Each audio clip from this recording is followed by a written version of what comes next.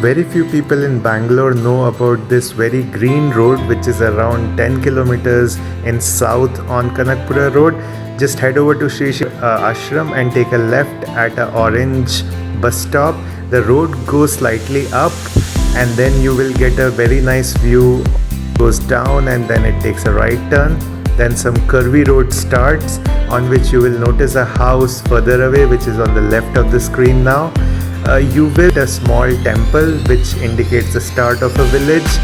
There's a green patch but then you hit a humps where the village officially starts. You take a right turn at that point of time.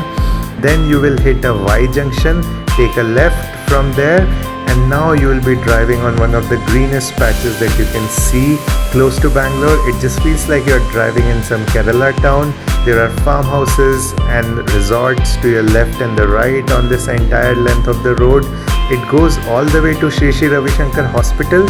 Our stretch would be around 5 to 6 kilometers and it's just wonderful to ride on.